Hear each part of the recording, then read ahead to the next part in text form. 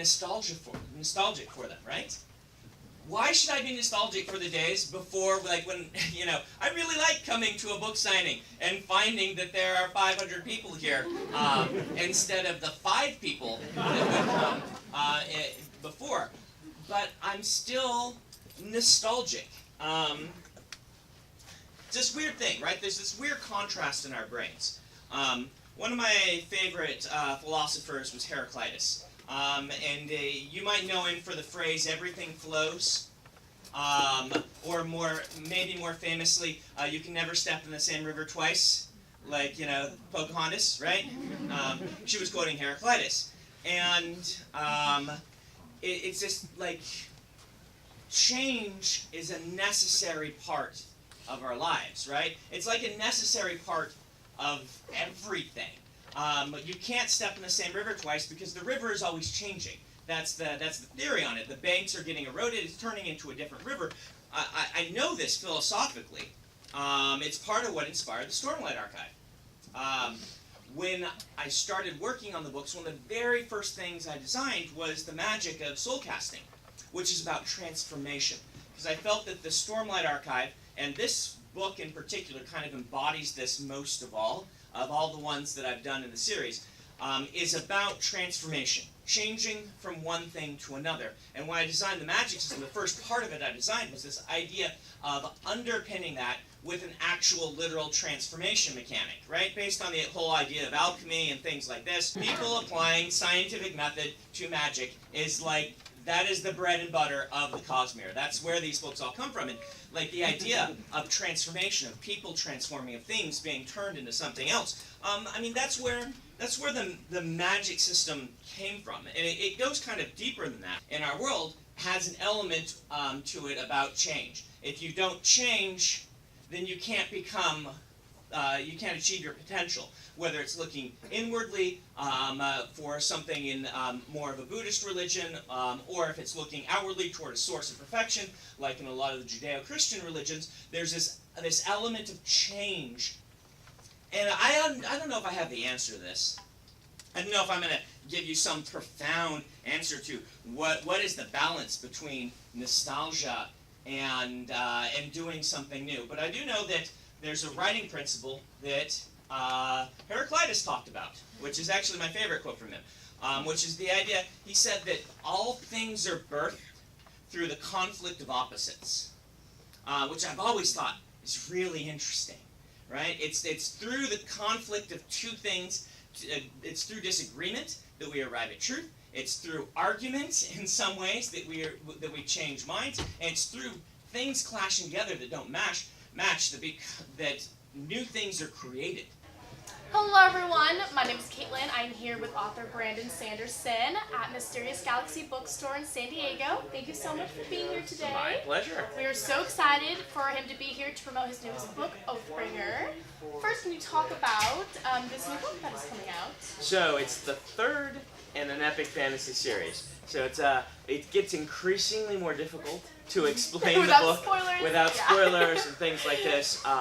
It is big, thick, awesome epic fantasy with a large, varied cast of characters who are all trying to deal with the fact that the world might be ending. And that describes pretty much every epic fantasy, though, right? What makes this one interesting? I would say part of it is the setting.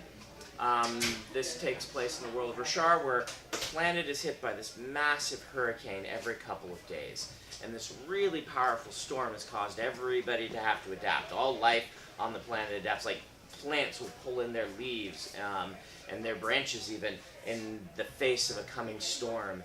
And people live only in the shadow beside mountains or cracks in the ground or things like that. And so there's this very interesting living world that the people have to interact with. So, how do you feel like you've changed or progressed as a writer since the beginning? Because you have so many books, you've been doing it for so long. Oh man, it's been 20 years since I started writing, about 12 since I published my first book. I've changed a lot. The world has changed a lot, I've changed a lot, the genre's changed a lot. Mostly the changes in me, I would say, would focus around just kind of exploring different directions, going different places. When I first broke in, I knew I wanted to do epic fantasy. But my very first series was, in some ways, I don't know, it's very modernist. It's kind of like, what if the hero failed? It's taking a lot of classic fantasy tropes and trying to turn them on their head. I was always worried that once I was done with that, I wouldn't have anything left, right? I would have played the one trick I had, hiding behind my back. And then the Stormlight of it's been very satisfying to see people like that, because this is me saying, great, I can't really use the trick anymore. The trick of doing a counter fantasy. I've just got to do one that is myself, hopefully really engaging and good and things like this. And the further I've gotten into it, the more involved the fan community has become, and more interested they have become, and the more questions they ask me. And that's been one of the things that's very different. When I first started writing, it was me by myself. Right? And my audience was my friends. And now there's thousands and thousands of people discussing my books online, and that's a different experience also. What are some of the biggest challenges you faced while writing? There have been plenty of them. The biggest challenge I think a lot of us writers have to face is at some point in our career before we get published, we have this moment where we have to decide, why am I doing this? You get the rejections pile up, and you kind of have to make your decision. Am I writing for me? Am I writing for, who am I writing for? Why am I doing this? It's really hard. After I've been published, I would say challenges are the fact that even though I'm a professional writer, I'm a published novelist, my books do very well, sometimes I write books and something's wrong with them. They're broken. And I don't release them. And that's really weird to me, and it's still something I'm confronting, that no matter how much I practice, I can't fix every book, or I can't get everything right, particularly on the first try. And that's something you just have to confront, because writing is partially art, and sometimes it just doesn't come together. So what is your writing process like then? I'm a very steady and not very fast writer, but a very consistent writer. I'm more in the write a little bit every day camp, keep kind of plodding through a book. Hopefully it's not too much of a plod to read, but this idea is that every day add up a little bit more, rather than the types that work in one furious burst of inspiration over a weekend or something like that. What's some advice you would give to aspiring writers? Well, I have a YouTube channel where we record my writing lectures and post them, so that might be of help to you. I would say the number one piece of advice I would give you as writers is to remember this is all about practice. Nobody gets it right on the first try. In fact, some of us still can't get it right on the 42nd try. You just need to keep writing. You'll figure out your own process, and your process is going to be different from every other writer's process. And you will figure that out more and more the more that you write. And I will leave that his channel down below so you guys can go and check that out. Do you have a book or character that you're particularly proud of? Ooh, the book I'm most proud of is probably the last book of The Wheel of Time.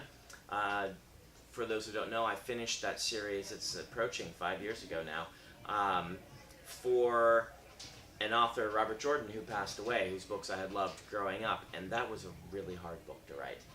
Both emotionally and because it was forcing me to stretch as a writer, so technically, and also just this idea of trying to put a capstone on something that had been going for about 20 years at that point was really, really just a massive undertaking, and I'm very proud of how it turned out.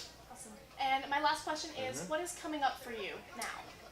So next year, I will be releasing a collection of my Legion stories, which are different from the TV show.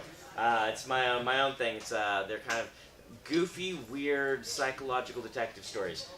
So that's the thing we're kind of getting ready right now. And I'm working on another follow-up to Steelheart, my teen series, trying to do something more with that. Awesome. Thank you so much for being here. Thank you guys so much for watching. All of his links and books and stuff will be down below, so you guys go check them out. All right, goodbye.